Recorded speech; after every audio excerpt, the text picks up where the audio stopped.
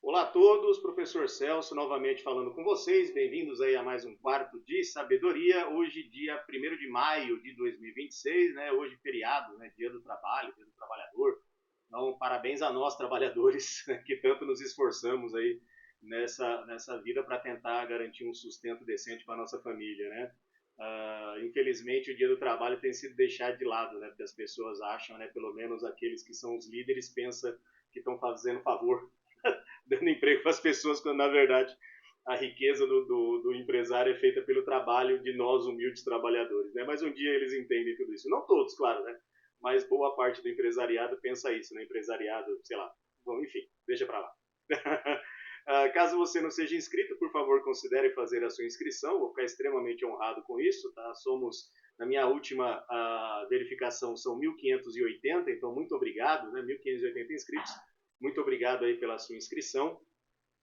Por favor, também considere aí valorizar o meu trabalho enquanto professor, se for possível, tá? Caso você queira também, faça aí uma contribuição através do Pix, que vai ficar na tela, tá bom? Afinal de contas, é meu trabalho, se quiser honrar o meu trabalho, por favor, aí considere fazer a sua doação. Um amigo inscrito, né, ele opinou acerca de outros tipos de funções que eu poderia fazer. Eu entendi a ideia dele, mas eu confesso que talvez eu não me desse tão bem, né, exercendo aquelas profissões que ele sugeriu, né, até porque exercem trabalhos que vão, digamos assim, me correr de mim, uma espécie de habilidade que eu não tenho. Né? Nesse caso, eu acho que para mim lecionar seria a profissão mais apropriada, né? Até porque eu faço isso há quase 20 anos, então né, acho que eu não saberia fazer outra coisa nesse sentido, mas agradeço demais aí, tá, pela ideia, tá bom? Vou pensar bastante no caso, pode ser que eu consiga fazer algo nesse sentido, tá? Hoje nosso tema tem a ver com o que um colega nosso aí da internet, né, o Lino, tem um canal no YouTube também, se inscreva lá no canal dele, se não me engano acho que é Lino339, acho que é esse o nome do canal, é só procurar por Lino ali que você encontra, tá bom? Ele faz lives também, ele é um artista visual, né? Ele faz grafite, tá? Ele é um cara que manja muito aí do riscado, ele é muito bom nesse negócio, então fica aí a dica de um canal para você se inscrever. E ele havia me feito uma pergunta a respeito das revoltas, né? Do que acontece no Brasil com relação, né? Por que não se fala tanto de certas revoltas que aconteceram no Brasil? E também tem a ver com uma pergunta muito relevante para todos nós, né? Por que será que é sempre o pobre que se dá mal? Né? Por que será que é sempre o pobre que sofre as piores consequências de tudo que pode acontecer no Brasil no que diz respeito à política e à economia? Será que sempre foi assim? Infelizmente, a resposta para essa última pergunta é sim. Tá? Infelizmente, a população mais pobre, mais necessitada, ela sempre passou por esses processos aí. E não reclame da minha cachorra comunista que começou a latir, que ela é muito revoltada também. Tá bom? Tá? Infelizmente, tá? Quando a gente fala de como que o poder foi criado no Brasil, né? De como que foi a estrutura de poder e a manutenção desse poder no Brasil, a gente sempre vai ter que lembrar que o Brasil foi uma colônia de um país europeu, nesse caso Portugal, tá bom? E quando Portugal domina o território, né, ele pega ali e começa a colonizar o território que seria o Brasil, né, que mais tarde vai ser o Brasil, a Portugal era uma monarquia absolutista, e sendo monarquia absolutista, né, o rei tinha a palavra final. E qualquer estado, tá, qualquer estado aí que a gente conheça, isso também num passado não tão distante e ainda hoje no presente, os estados precisam sobreviver financeiramente. E a única maneira que o estado consegue fazer isso é cobrando impostos. Tá? É a partir da cobrança de impostos que o estado se mantém. Que o estado paga suas próprias contas, paga o salário dos seus funcionários, digamos assim, consegue fazer alguma coisa para a população. Qual que é o maior problema na palavra imposto? Por ser uma imposição do estado, não haveria necessariamente uma obrigação do Estado em reverter isso para a população. Daí o nome imposto. Mas, claro, dependendo do Estado, dependendo do governo que controla esse Estado, ele pode sim fazer alguma coisa com o dinheiro dos impostos arrecadados. Tá? Isso vai sempre depender do governo, vai sempre depender da época em que isso está acontecendo. E como é que era na época do Brasil colônia? Tá? não havia investimento de impostos no território brasileiro, na colônia, tá, que era o Brasil. É importante ressaltar que o Brasil foi uma colônia de Portugal de 1500 até 1815, tá? Quando o Brasil ele é elevado à categoria de Reino Unido, a Portugal e Algarves, pelo então príncipe regente Dom João VI, quando este estava aqui no Brasil, tá bom? Ele não queria voltar para Portugal, então ele resolveu promover o Brasil à categoria de Reino Unido, a Portugal e Algarves, para que ele se mantivesse aqui, porque aqui então passaria a ser parte do Reino de Portugal, não apenas uma colônia de Portugal. E tem que lembrar também que até aquela época, Dom João VI, ele era um monarca absolutista, tá? É importante pensar nisso também. Então, ainda que ele fosse o príncipe regente, Dona Maria I ainda não tinha falecido, mas era ele que comandava Portugal e comandava as colônias portuguesas, ele era um cara alinhado com a monarquia absolutista, tá? Durante um período da colonização, o Brasil ele vai passar para as mãos da Espanha. Esse período vai ser conhecido como União Ibérica, que vai de 1580 até 1640, tá? Só para vocês entenderem. O que aconteceu nesse contexto? Em 1578, o rei de Portugal, Dom Sebastião, ele vai para uma guerra, tá? Lá no Marrocos, contra os muçulmanos, e ele desaparece. Então, infelizmente, ele não volta para Portugal, provavelmente faleceu, tá? E esse não retorno fez com que acabasse a família real portuguesa, a dinastia de Avis. Então a dinastia de Avis simplesmente desaparece naquele contexto, né? Assume o tio dele, o cardeal Dom Henrique, né? Também da família de Avis, mas como ele era um cardeal da Igreja Católica, ele não era casado, não tinha filhos, e com a morte do cardeal em 1580, acaba a dinastia de Avis, então o rei de Portugal, Dom Filipe II, ele assume o trono português, mas ele não anexa Portugal à Espanha. Então, Portugal continua Portugal, porque vai fazer um acordo com a nobreza portuguesa, e a Espanha continua a Espanha, no que será então a chamada União Ibérica.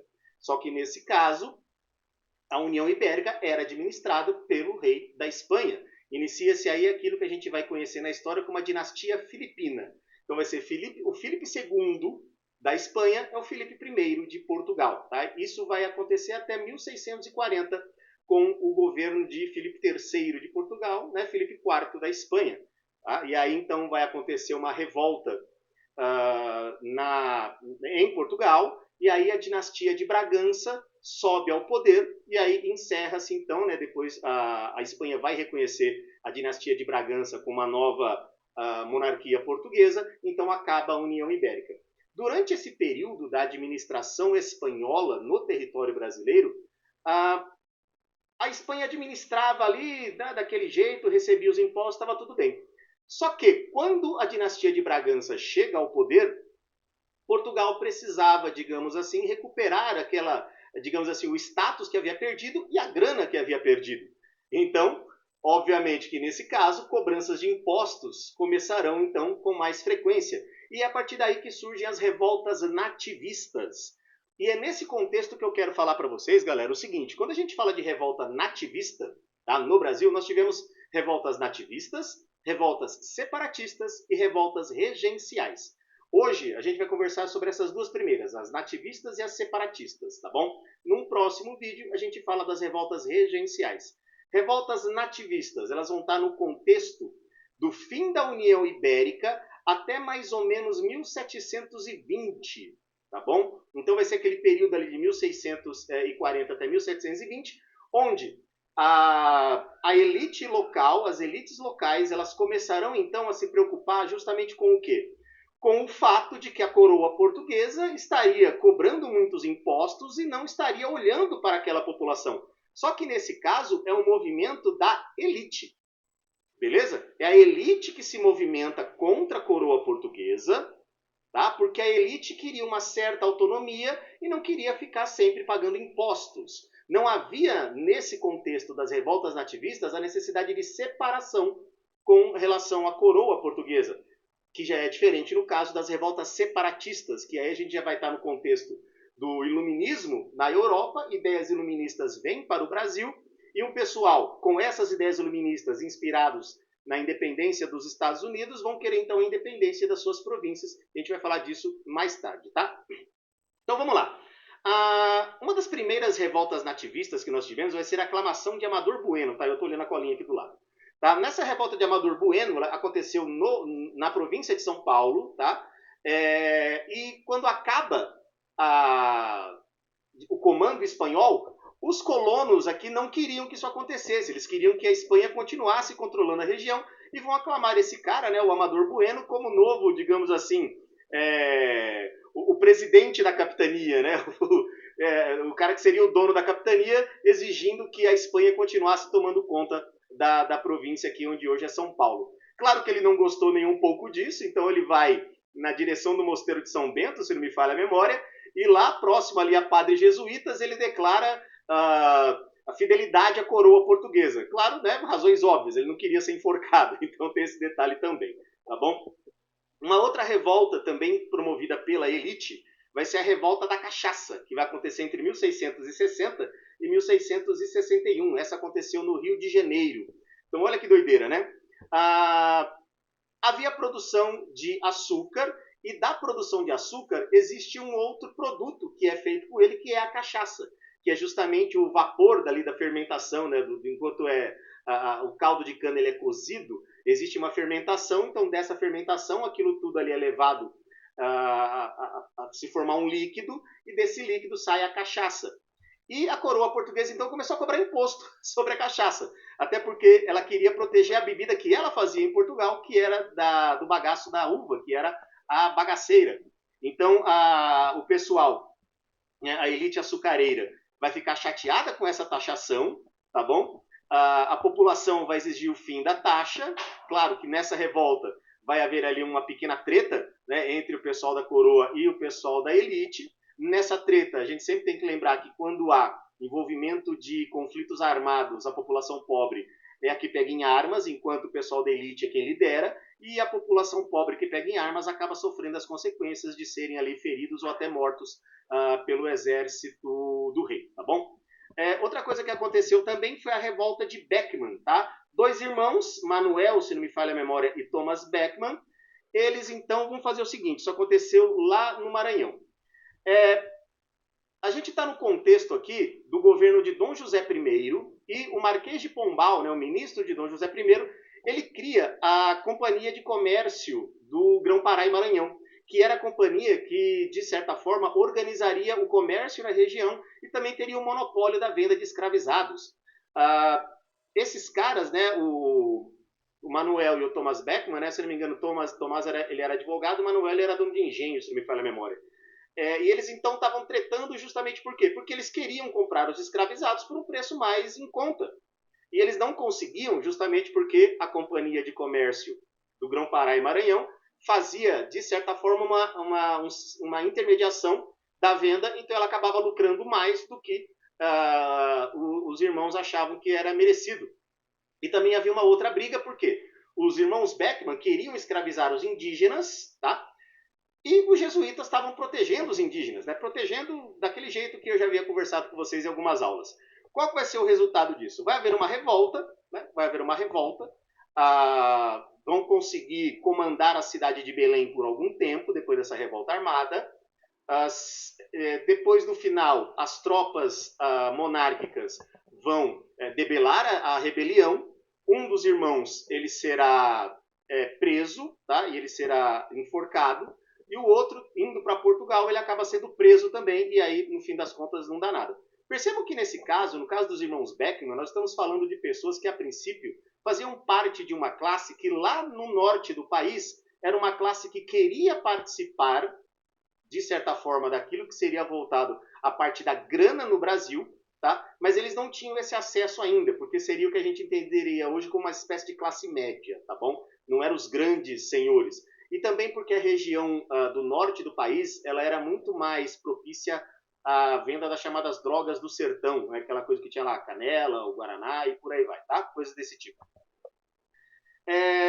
No contexto da mineração no Brasil, né, vai lembrar que Portugal deu o azar de não encontrar ouro logo que chegou, né, diferente da Espanha, que assim que chegou nas suas colônias aqui na América já encontrou ouro. Portugal só vai encontrar ouro aqui no século XVIII, tá? E os paulistas, que eram muito pobres naquela época, principalmente aquele pessoal que a gente vai ser como os bandeirantes, Eles vão então na busca por esse ouro e vão chegar lá na província de Minas e vão começar então a coletar o ouro. A notícia da descoberta do ouro chega até Portugal. Portugal prontamente já começa a preparar ali toda uma instituição cobradora de impostos e um monte de portugueses vem para o Brasil. Tanto é que o rei de Portugal ele vai proibir, em determinado momento, a saída de portugueses, porque Portugal estava ficando vazio. Estava enchendo de portugueses aqui no Brasil e Portugal estava ficando sem gente. Detalhe, o presidente da província, no caso, né, da capitania, ele era português, e nesse caso ele viu o lado dos portugueses. Os paulistas queriam que esses forasteiros fossem embora, então vai haver um conflito armado entre eles. Nesse conflito armado, haverá uma promessa de paz entre os paulistas e os chamados emboabas, né, que seriam os enfeitados, né, na língua tupi, que seriam os portugueses. Só que os paulistas, eles são, digamos assim, traídos, eles são pegos ali numa emboscada, muitos desses paulistas morrem, outros conseguem fugir e vão na direção de onde hoje é Mato Grosso do Sul e Goiás, e aí eles também começam a encontrar ouro naquela região, tá? Outra guerra também será a Guerra dos Mascates, que vai acontecer entre 1710 e 1711. E essa guerra vai acontecer entre os latifundiários de Olinda e os comerciantes do Recife, tá bom? Os holandeses, eles tinham sido expulsos do Brasil, isso se me falha a memória, em 1645, tá? Os holandeses invadem o território justamente para provocar a Espanha. Então, com a saída dos holandeses, começa então um declínio da produção de açúcar naquela região. E, obviamente, os senhores de engenho de Olinda vão sentir isso, sabe, ferrenho na pele deles. E os comerciantes de Olinda, eles, sabendo que estariam ganhando um certo dinheiro, queriam se separar de Olinda, né? Porque Olinda administrava Recife. Por conta dessa separação, vai haver uma guerra, tá? O pessoal de Olinda invade Recife em 1710, vai acontecer essa treta toda, tá? Então, o pessoal queria, né, o pessoal de Olinda queria manter o poder político sobre Recife. A coroa portuguesa intervém nesse conflito, como eram todos da elite, nesse caso houve uma certa paz. Porém, tem que pensar no seguinte, esse pessoal sempre pega gente armada para poder participar, e esse pessoal armado é sempre das classes pobres, tá bom? E por último, e não menos importante, nas revoltas nativistas, nós teremos a revolta de Vila Rica, né? Nesse caso, um cara, né, a revolta de, se não me falha a memória, de Filipe Luiz, né? Esse cara, ele vai reclamar da cobrança de impostos sobre o ouro que está acontecendo lá em Vila Rica.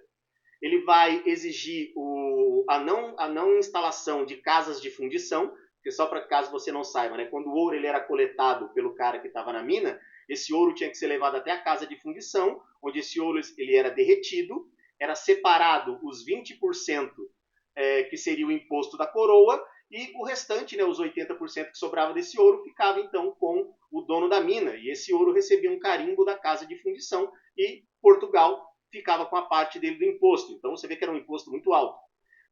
Nesse caso, o Filipe dos Santos, né, ele não vai ter muita sorte nesse processo, ele até consegue o pessoal ali para, digamos, se revoltar, porém ele será preso, né, e infelizmente ele será executado pela coroa portuguesa. Tem que pensar no seguinte também, havia uma dinâmica nesse caso da coroa portuguesa na ideia de fazer exemplos, tá?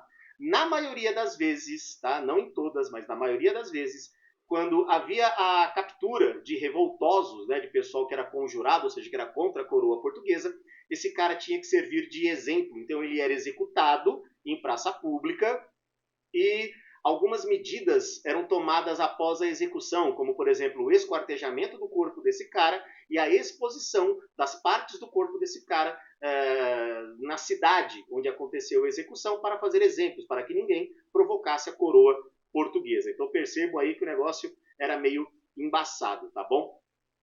Nesse caso, perceba o seguinte, quando a gente fala de revolta nativista, é sempre imaginar que eram grupos que eram da elite, que estavam descontentes com a excessiva cobrança de impostos da recém-restaurada coroa portuguesa, e que ela precisava de impostos para poder se sustentar. Nós estamos falando do contexto de monarquias absolutistas. Então ela precisa cobrar impostos de tudo quanto é coisa que você possa imaginar para poder se sustentar. E é nesse contexto que vão acontecer essas revoltas aí. Então o pessoal da elite reclamava, mas não queriam se separar. Eles só queriam que Portugal pegasse leve com relação aos impostos, beleza? Agora, quando a gente fala de revolta separatista, a coisa muda um pouco de figura, tá bom? Porque além, claro, da questão dos impostos, há também os ideais iluministas, tá? O iluminismo foi um pensamento filosófico que surgiu na Europa entre o final do século XVII e início do século XVIII, e ele vai tomar corpo no século XVIII, assim, de maneira muito mais efetiva, que era inspirado nos ideais seguintes, que eles eram anticlericais, ou seja, eram contra o fato da igreja se meter nos assuntos do Estado, eles eram contra a monarquia absolutista, tá? E eles eram contra também aquela ideia de que a população tinha que estar alheia ao que estava acontecendo. Então, eles valorizavam muito o conhecimento. Porém, o movimento iluminista era um movimento de elite, é um movimento da elite europeia. Essa elite europeia que se revoltava contra o monarca absolutista era a elite que não participava das decisões do rei que favoreciam a outra elite. Porque nós tínhamos, de certa forma, duas elites. A elite que era favorecida pelo rei e a elite que não era favorecida pelo rei. Então essa que não era se revoltava porque queria participar também. Ou, se fosse o caso, a gente tira o rei e a gente fica no lugar. Como, por exemplo, a Revolução Francesa. Tá? A elite francesa, tá? Isso em 1789, a elite francesa iluminista provoca o povo para que o povo entre em guerra contra o exército do rei francês, Luís XVI, para que então, com a vitória sobre o exército francês, tá, a elite que comandou chegasse ao poder. E o povo? O povo foi largado de lado depois, ok? Nós teremos, se não me falha a memória, 3 revoltas separatistas, ou seja, agora eles querem a separação em relação a Portugal. Nós vamos ter a Inconfidência Mineira, ou Conjuração Mineira, tá, que vai acontecer entre 1789 e 1792. Essa é muito famosa, haja vista dela que sai um dos heróis, digamos assim, reconhecidos do Brasil, que é o Tiradentes, né, o Joaquim José da Silva Xavier. Tá? Ele era um militar que fazia bico de dentista, ele era o mais pobre, e o que aconteceu nesse período? Por conta da imposição da derrama, o que era a derrama? Era um imposto cobrado sobre a cidade, independente se ela produzisse ouro ou não. Então, quem estava na cidade, ainda que não produzisse ouro, né, não tirasse ouro da mina, ele também teria que pagar o imposto. Portugal estava cobrando do Brasil cerca de 8 toneladas de ouro. Então, olha só quanto que devia. Isso porque também aqui no Brasil, na hora de levar o ouro à casa de fundição, havia muita sonegação desse imposto. E, querendo ou não, não havia por parte de Portugal nenhuma contrapartida acerca do imposto que era pago. Lembra que eu falei para vocês? O governo cobra imposto, mas ele não é obrigado a fazer nada em troca. Infelizmente, isso é um fato. Tá? Então, no início foram 12 pessoas. Dessas 12, 11 delas eram da elite, pessoal ali letrado, estudado, que estudou na Europa, tudo mais, alguns deles donos de minas, alguns caras ali profissionais liberais, e havia o Tiradentes. Então, qual que era a ideia? Iniciar a revolta no dia da cobrança da derrama. Porém, entre eles vai ter um cagueta, tá? Se não me engano, acho que era Joaquim Silvério dos Reis, acho que é esse o nome dele. Eu lembro do sobrenome, Silvério dos Reis. E esse cara, tá? Ele vai para ter o perdão da dívida, ele vai caguetar onde todo mundo vai estar preparado para a revolta, né? Então, por isso que chama Inconfidência. Então, os conjurados eram confidentes, ou seja, tinha um segredo entre eles, que era atacar as tropas portuguesas no dia da cobrança da derrama, e esse cara foi um inconfidente. Então, ele foi um cara que quebrou esse acordo. Então, ele tem a dívida perdoada, ele indica o dia que vai acontecer a revolta, e aí, então, Portugal não faz a cobrança da derrama. Como a coroa portuguesa, né, já tinha avisado os militares onde estariam os conjurados, eles são capturados. Pois bem, 12 condenados à morte. Anos depois, 11. Prisão, bronca, mandado para outra colônia, e um deles vai ser enforcado, que vai ser justamente o mais pobre, tá? Que vai ser o Tiradentes. Ele vai ter o corpo, depois de enforcado, vai ter o corpo retirado da forca, o corpo vai ser esquartejado e pedaços do corpo espalhados ali pela cidade, também naquela ideia de fazer um exemplo. Inclusive, Dona Maria I, tá? Lá em Portugal, Dona Maria I é conhecida como Dona Maria I a Piedosa. Aqui no Brasil, ela vai ser conhecida como Dona Maria I a Louca, tá? Porque tempos depois, quando ela estava aqui no Brasil, ela, digamos assim, ela vai demonstrar problemas mentais, então por isso que Dom João VI acaba assumindo o governo como príncipe regente, tá? Ela vai mandar derrubar a casa de Tiradentes, vai mandar jogar sal na terra, onde ficava a casa do Tiradentes, que era para não ser nada, e toda a família do Tiradentes foi difamada, ou seja, teve o nome sujo, digamos assim, tá? Como se fosse um Serasa moral. Então ninguém podia... a família perdeu o respeito, caso tivesse, tá bom? Nós teremos também a Conjuração Baiana, em 1798, tá? Um dos principais líderes foi um cara chamado Cipriano Barata, um cara rico, de boa, tranquilo, tá? E nesse caso, a revolta foi motivada pela crise econômica da Bahia, mas o pensamento era diferente. Por quê? Na Inconfidência Mineira, na Conjuração Mineira, a ideia era fazer uma república em Minas, tá? A Minas teria universidades, teria manufatura, mas continuaria a escravidão. Então percebam que, né, para o povo, né, quase nada.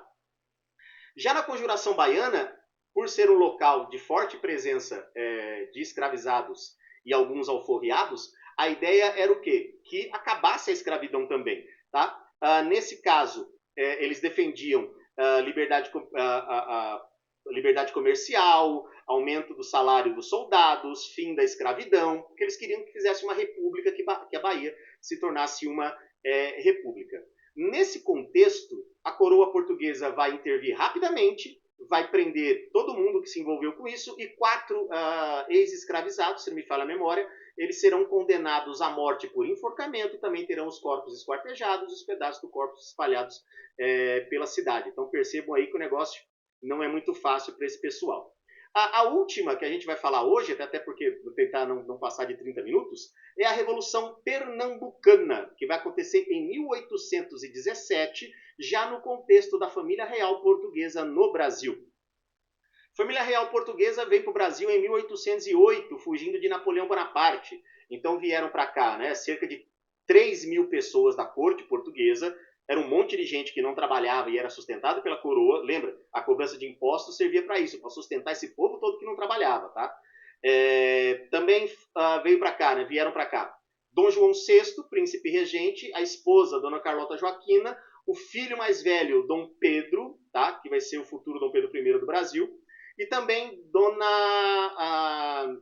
Maria I, rainha de Portugal. Então eles vêm para o Rio de Janeiro, então precisava sustentar os luxos da coroa portuguesa aqui no Brasil. E para sustentar esse luxo tinha que cobrar muito imposto. O pessoal de Pernambuco, até pela distância geográfica, reclamou por quê? No século XVIII, aquela região perde poder econômico, justamente porque vai ser produzido ouro na região centro-sul e o Nordeste, produtor de açúcar, vai ser meio que abandonado. Mas os impostos estavam sendo cobrados. Então, o que aconteceu? Os rebelados, então, anunciam a formação de uma república em Pernambuco, tá bom? Depois da proclamação dessa república em Pernambuco, eles acabaram com os impostos que eram cobrados pela coroa, obviamente, estabeleceram um governo baseado no princípio de 3 poderes e anunciam que haveria liberdade de imprensa e de culto em Pernambuco. Obviamente, forças ligadas à monarquia vão agir rapidamente para encerrar esse problema. E aí, na Revolução Pernambucana, então, ela será eliminada rapidamente, justamente porque isso vai mostrar o contexto, né, a força que tem, então, a coroa portuguesa. O que fica de resultado nisso, nessas 3 revoltas separatistas? Mostra que a coroa portuguesa ela não estava de brincadeira com relação a quem quisesse se revoltar contra ela, porque ela tinha poder militar para fazer isso, e havia no território brasileiro muita gente que apoiava, porque recebia vantagens sobre isso, tá bom? E nesse caso, em todas essas revoltas que eu falei, sempre havia a população pobre que pegava em armas, e era essa população pobre a primeira a ser executada pelo exército português, tá bom? Então, para vocês entenderem que o pobre sempre se dava mal, essa é a primeira parte. Na segunda, a gente vai conversar sobre as revoltas regenciais, e aí você vai perceber que o negócio para o pobre realmente não era fácil, assim como é hoje. E se você quiser fazer um trabalho, assim, um trabalho mental tranquilo, durante, né, após o fim desse vídeo, você começa a ver como que a população pobre é tratada ainda hoje. Tá? Isso tem muito a ver da maneira como o Brasil foi colonizado, da maneira que as elites se mantêm no poder e como que essas elites controlam a população, beleza?